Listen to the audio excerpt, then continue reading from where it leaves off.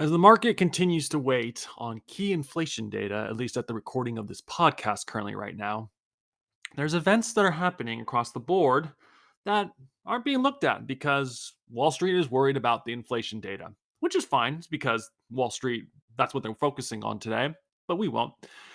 Today we're going to be talking about how there's more news coming from the EV market, and it just seems like a lot of trends are pointing towards the energy market and the EV sector right now. Okay, from one of the articles we're going to talk about today is called is how Luxor EV market Lucid confirms it's on track to meet conservative 2022 production targets, and what that continues to mean for the EV markets in the making.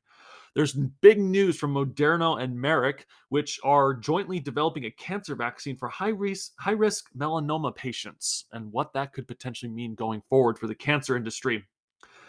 Microsoft has two big announcements today. They've unveiled new Surfaces computers and laptop tablets and tablets. And also, Microsoft has a new app that they've recently launched as well. And we'll end today's podcast talking about the oil sector, about how Joe Biden is not happy and he threatens consequences against Saudi Arabia after the OPEC cut. I can't wait to talk about that one later in today's podcast. But as I have to remind you at the beginning of each podcast, I'm not a professional advisor in any way, shape, or form. And everything I talk about in this podcast is for information purposes only. You need to do your own research before investing in any company, as you're not guaranteed to make money in the stock market. Please talk to your financial advisor, as they would understand your financial situation a lot better than I would. Please also, too, if you enjoy this content today, please also like and subscribe to this content so that we can be able to keep growing this channel as much as possible. As this podcast is for information purposes only, I cannot legally give you financial advice in any way, shape, or form. With that being said, let's begin today's podcast. The EV maker Lucid confirms it's on track to meet conservative 2022 production target. Luxury maker Lucid Group confirmed Wednesday that it remains on track to produce between 6,000 and 7,000 vehicles in 2022, in line with a more conservative guidance provided to investors in August. Lucid's shares opened more than 5% higher following the news before giving up some of those gains. The stock was up around 2% in mid-morning trading. The company said in a statement that it produced 2,282 vehicles at its Arizona factory in the third quarter. It delivered 1,398 vehicles to customers during that same period. Lucid has twice cut its production guidance for 2022. The California-based startup has originally expected to build 20,000 of its Air electric luxury sedans this year. It lowered its target to between 12,000 and 14,000 vehicles in February, saying at the time that global supply chain issues have hampered its ability to obtain basics like glass and carpet. The company reduced its guidance again in August to between 6,000 and 7,000 vehicles for the year, citing logistic challenges as well as ongoing supply chain issues. At the same time, Lucid said it has about 37,000 reservations for the Air. Lucid is scheduled to report its full third quarter results after the U.S. markets close on November 8th. Okay. It's probably one of those things where they're trying to prop up the stock immediately, currently, right now. Just trying to get investors excited for the quarter. Something tells me, too, that the quarter might be not the best. I mean, companies that tend to change their guidances a lot have a tendency of not performing well when the time comes. So I'm curious to know how this automaker is actually going to report earnings on November 8th. And if you would like to as well, highly pay attention to what these companies report, because every time they make new announcements, it means, at least in my opinion, they don't think they're going to make the guidance, or maybe they underestimated what they were going to be able to do that quarter. It's going to be interesting to see how the company reports on November 8th. But something I do have to mention, and it's a thought I'm currently having, I wonder, out of all these car manufacturers, especially the bigger players, which ones are going to survive this EV market in the making and which ones are going to go under, or what small companies are going to get bought out at the end of the day. That's an interesting thought to think about. So, but we'll keep paying attention to the EV markets as more and more news keeps coming out about it. Onto the health and science sector of CNBC. Moderna and Merck will jointly develop a cancer vaccine for high-risk melanoma patients. Moderna and Merck will jointly develop and sell a cancer vaccine that is personalized for individual patients, the companies announced Wednesday. Moderna's vaccine, based on its messenger RNA technology, is being studied in combination with Merck's Keytruda to treat patients with high-risk melanoma. I think it's Keytruda. Yes, Keytruda, my bad, Keytruda. The deadliest form of skin cancer in the phase 2 trial. The companies expect to report data in the fourth quarter of the year. Moderna's stock jumped 16% in morning trading before giving up some of that advance. The company's shares uh, were about 10% in the afternoon trading. Moderna's vaccine is designed to trigger the immune system to develop killer T cells that target the specific mutations of the patient's tumors. Merck's Keytruda is a monoclonal antibody administered as an injection that prevents certain cell proteins from stopping T cells from going on the attack. The company's original entered the agreement in 2016, but Merck is now exercising its options through the 250 million payment to Moderna. Uh, Merck will collaborate on the development of commercialization of the products. The companies will share all costs and profits equally. Moderna became a household name during the pandemic after the development of one of the most successful vaccines against COVID 19 in collaboration with the U.S. National Institution of Health. But the COVID vaccine is Moderna, only commercially available products. The Boston biotech company is under growing pressure to demonstrate how its messenger RNA technology can be developed against other diseases. Moderna expects the 21 billion in COVID vaccine sales this year as it rolls out new booster shots that target the Omicron variant. Keytruda is Merck's biggest drug, making up 35% of the company's total sales in the second quarter. It has been approved by the Food and Drug Administration has been approved by the Food and Drug Administration to treat several different types of cancer. I've always wondered, why don't these drug companies team up more to solve certain diseases? In all honesty, now granted, they probably want to make profits at the end of the day, but it's interesting how when these team ups do happen, it's like, hey, we now are going to be able to help solve more of these cancer cases. And it's also scary to think too that like we just read at the end of the article that Merck's 35% of the company's total sales for the second quarter came from Keytruda. 35%. Okay. Now obviously cancer is not going to be going away anytime soon. It's not like the miracle drug's going to be coming out anytime soon. But 35% comes from one drug. That's a scary thought to think. I mean, are they creating more drugs? Who knows? I mean, Moderna is having to create new stuff because COVID is not as big as it used to be. But I mean, 21 billion in COVID vaccine sales this year as it rolls out the new booster shot. Pay attention to these pharmaceutical companies. They have a tendency of showing where markets are going when it comes to the healthcare sector. So it's interesting. I don't know much about the biotech sector as much. I mean, I do invest in some biotech companies, but when I do, it's because it's like, oh, I understand this disease a little bit more. That's how I usually invest, is like what companies can be able to make a disease that I completely understand. So, but there's always new diseases out there, and these companies will keep forming new drugs. But I think if they form new partnerships, I think new drugs would be made a lot faster.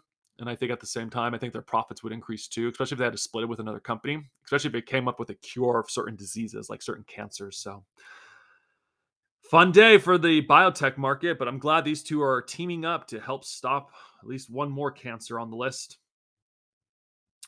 Onto the tech sector now. Microsoft unveils 3 new Surface-based computers: laptop, tablet, and PC. Microsoft on Wednesday unveiled 3 Surface computers as the company celebrates the 10th anniversary of the Surface tablet. At the event in New York, Microsoft introduced the Surface laptop, the Surface Pro 9 convertible tablet, and the Surface Studio 2 Plus, all in one PC. The Surface Pro 9 and the 13.5-inch Surface Laptop 5 start at $1,000, while the Surface Studio 2 Plus starts at $4,300. All 3 ship with Microsoft Windows 11 operating systems, which hit the market last year.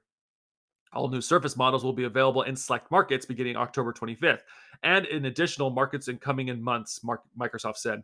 Here are the main features of the new devices, and we'll cover a little bit of this. The Surface Pro is Microsoft's cross between a laptop and tablet. It runs on Intel 12th generation processor and now has optional 5G connectivity. The 12th generation should be considerably faster, and Intel's 11th generation processor, which is what powered the Pro 8. The Surface Pro 9 and 13-inch display and comes with a 120 HZ display. What's disappointing is with the 5G Pro 9 model doesn't have the Thunderbolt port, which allows for faster file transfers of videos. The 5G model offers up to 19 hours of battery life. Oh, that's pretty good. Compared with the 16 hours of the Surface Pro 8, the Surface Pro 9 on Intel's Silicon offers up to 15.5 of battery life. Okay. Surface laptop, I don't really want to go into much details on it, but I'll say that it has a battery life of about 17 hours. Has new enhanced camera for the face-to-face calls. The Surface Laptop 5 also has a Thunderbolt 4 port. For its first time, it connects the laptop to a 4K monitor, charges and delivers fast data, and transfer for large video files. Oh, for movie and TV streaming, the Laptop 5 also has a Dolby Vision IQ picture quality and Dolby Atmos for upgrade audio quality. And obviously, the Surface 2 Plus is Microsoft's all-in-one desktop PC that will replace the Surface Studio 2 from 2018. It says users can split the display into 4 different app windows at once. It comes with the USB-C and Thunderbolt port. Okay, this is my thoughts on this, what these releases. We recently read an article that said that Microsoft was going to struggle when it releases its PCs at the time because of the chip shortages that are happening. I don't think that's the case here. I think Intel and Microsoft are going to continue to do well in this type of environment overall because it's Microsoft and Intel. They have the cash. They can probably just spend more money and be like, okay, we can't get chips from this company. We'll just go to another company to go get it. At least Microsoft has the cash, I believe. I'm not too sure on Intel as much, but the fact that Intel is working with them tells me a lot where the chip market is currently right now. But out of all 3 of these, I mean, professionals will probably use the more of the what's it called, the Surface Studio 2 Plus, and I see a lot of college kids buying the Surface Pro 9 because that's where a lot of this is going, is having the tablet version. Laptops, I don't see that being a huge maker for Microsoft in general, but you never know. But what's more interesting too is Microsoft had another announcement today too. It says Microsoft launches Designer, its answer to highly valued startup Canva. Microsoft is launching a simple graphic design app called Designer that will be available for free as part of the Office productivity software subscription, the company said Wednesday. The software represents an alternative to Canva, a design app boasting more than 100 million monthly active users. Based in Sydney, Canva is one of the world's most valuable startups, boosting at 40 billion post-money valuation as of last year. But one of the startup investors, Blackbird Ventures, reported lowered its valuation of the company to 25.6 billion early this year, as inflation and recession fears caused software stock prices to tumble. Microsoft has sought to demonstrate the value of Office subscriptions by adding new capabilities, and early this year, it raised the price of its some bundles amid at business. Office controls the market, and companies are constantly attempting to topple the leader in the category. The closest competitor is Google. On Tuesday, Google Cloud CEO Thomas Kurian said Workspace has more than 8 million paying subscribers, up to over 6 million as of April 2020. Increasingly, Canva is going after core parts of Office. It introduced the alternative to the PowerPoint slide development program in 2021, and in September, it brought out a tool to edit documents challenging Word. Canva says it has 55,000 paid teams using software, including Amazon, FedEx, PepsiCo, Pfizer, and Salesforce. What is Designer app? Microsoft is initially aiming at the consumers, a spokesperson told CNBC in an email. But the application could also prove useful to workers inside of companies, government agencies, and schools, where Microsoft had a large base of users. Microsoft could expand Designer to additional markets, including enterprises, if they perceive sufficient interest, the spokesperson said. In the current economy, some companies have sought to save money by reducing the number of software providers they count on, and adding Designer to commercial Office subscriptions at some point might help companies cut out payments to Canva, for one. No company is better positioned than Microsoft to help organize, deliver on their digital imperative so that they can do more with less, as Microsoft CEO said on a conference call with analysis in July. The launch of Designer might also make Microsoft bump up against Adobe, which fields a free Adobe Express tool that features templates and stock images. Canva is where beginners get started before they come to Adobe. Adobe's vice president of investors relations said at the Bank of America event in January. But Microsoft has a close partnership with Adobe, and the two companies have more than 30 product integrations.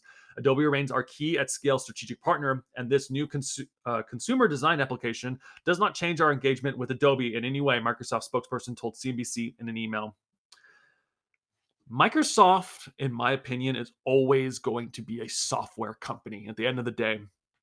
When I worked for my last company, we were using Microsoft Teams, but we also used Microsoft Office and we used Microsoft Outlook. Virtually everything we used was Microsoft based in software. Now Microsoft is adding a new thing, like we talked about, Designer, to be able to take on the highly valued startup Canva. Canva. It's going to be interesting to see how Microsoft is able to continue to push in the software industry. I mean, I personally Like they just kind of mentioned it. They should just bundle the designer app with with Microsoft Teams or Microsoft Office or with all the Microsoft programs that you have. Because eventually companies will just go away from all those other software developments. If they're especially if they're cutting costs right now across the board, they can just be like, oh, we need to keep this project. Well, then just use this Microsoft project instead. Now, granted, maybe it's not as good across the board when they're doing their designs, but it helps save companies a lot of money.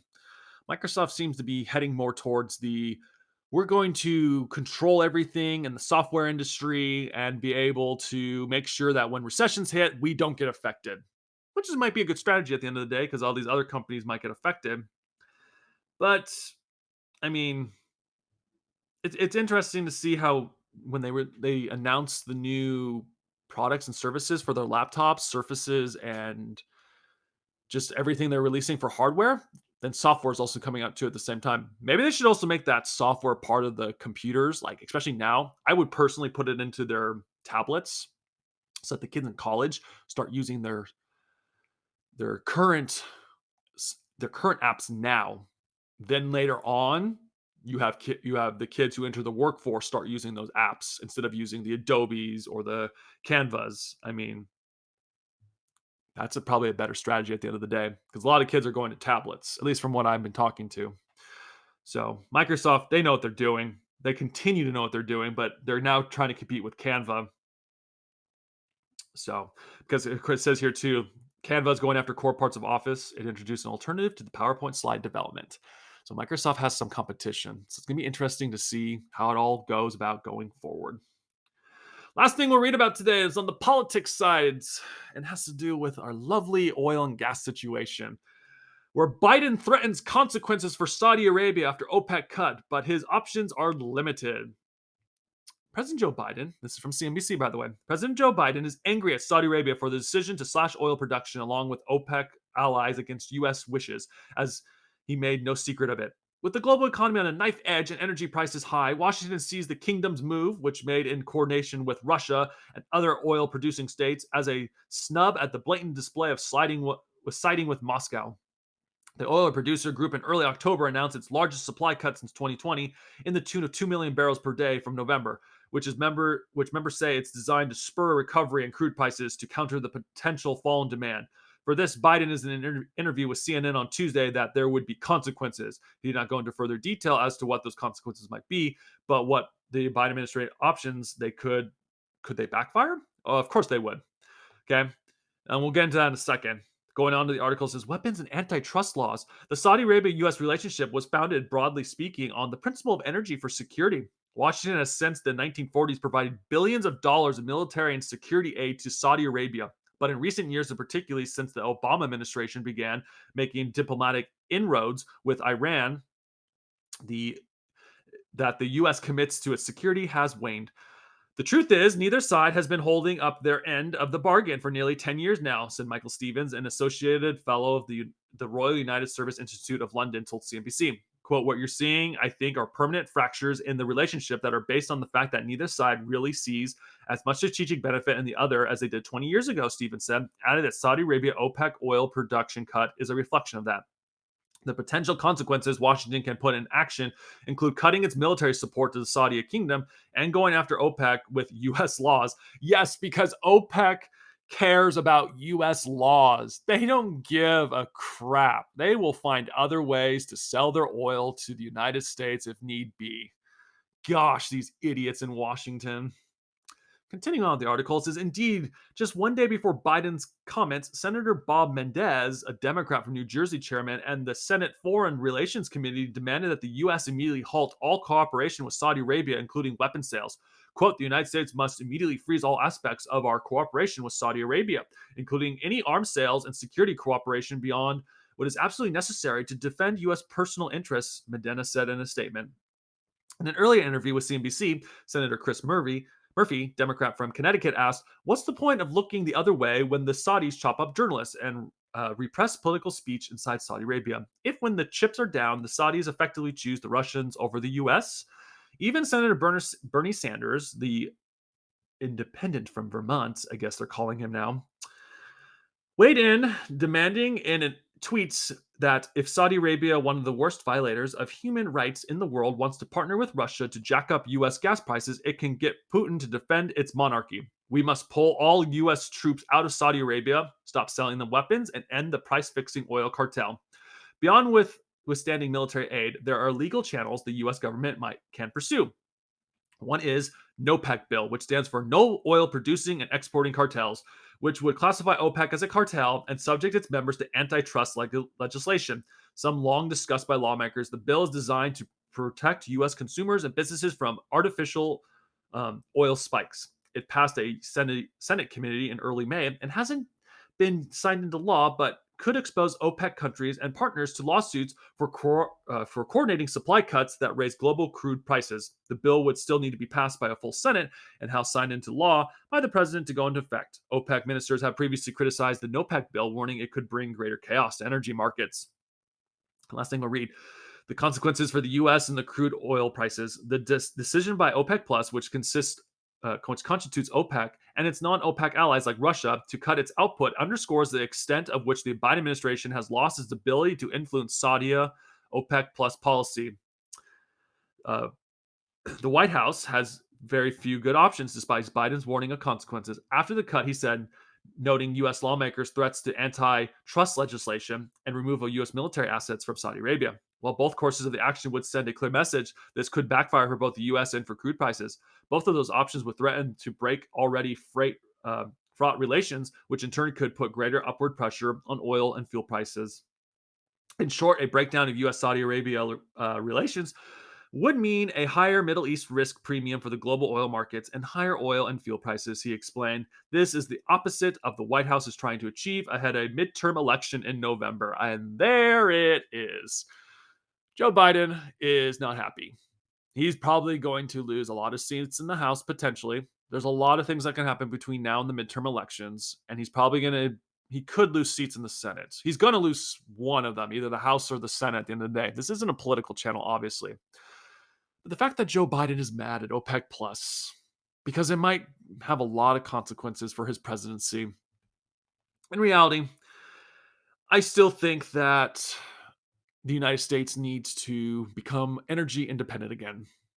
And honestly, we should be drilling as much as we can in the United States. If you want to end a cartel, you got to flood the market with so much oil that they're not going to be making money off of it. That's how you get rid of competition. Is you literally flood the market with your own supply. But we can't do that here in the States because President Joe Biden keeps signing these dumb laws that are not allowing us to drill. And then he will use the excuse of like, well, they already have federal land that they can drill on.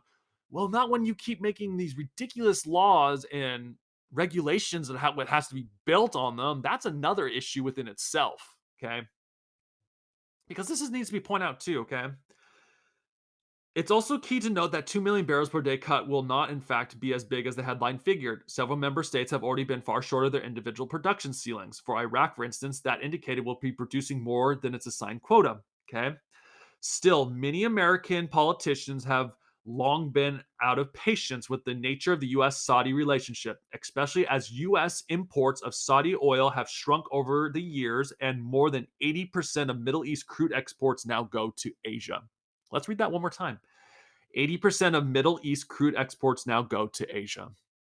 Why are we begging Saudi Arabia for more oil? Why? Why are we cutting our own supplies here within the United States? Something a lot of people should end up doing when they vote in the midterm elections is whoever gets put in, they need to flat out write whoever their representative is and flat out say like, hey, we want to start drilling more oil. And you got to get the big man to stop making these, what is it called? I can't remember what Joe Biden's been signing. Executive orders, that's what it is. Whatever executive order Joe Biden keeps trying to do needs to be somehow figured out how to be overturned. They won't do that, obviously. They keep relying on other countries' oils. And this is the end result. When you rely on other countries to be your producer, you're at the knee of that country. And right now, the United States, we're kind of feeling it. I mean, to my fellow people who were posting after the election, I'm quite surprised a lot of you aren't reposting photos of what gas prices were when Donald Trump left office. And all honestly, that would be a very interesting take. How can anyone argue that? I mean, that's all I remember a few years ago. On social media, people were posting, being like, "This is oil price. This is gas prices now. What's it going to be under Joe Biden?" You have your end results. Maybe it's time to look for those photos. Unless Facebook has taken down a lot of those photos, which wouldn't surprise me if they did. But I mean, at the end of the day, it boils down to this: we can't keep relying on other countries for our oil. We can't. We should be allowing our oil companies here to be able to drill as much as possible. And if you want to protect the environment, fine. There will be another company that will eventually come to fix up the environment issues if that's really a big issue in the making. The market will correct itself. Always has, always will be. But when 80% of oil and gas right now is going to the Asia countries in the East and not coming to the West, that tells me a lot of what's going on. So, United States continues to be screwed. But hey, oil companies are going to keep making money. So, I'll leave it there. With that being said, fellow podcast listeners, thank you so much for listening to this podcast. I hope you have enjoyed it. If you had, please like and subscribe to this podcast. Like I said earlier, as every like and subscription can help grow this podcast, and we'd be able to keep talking about events that Wall Street isn't always willing to be able to talk about. With that being said, fellow podcast listeners, thank you so much for listening to this podcast today. Thank you, and goodbye.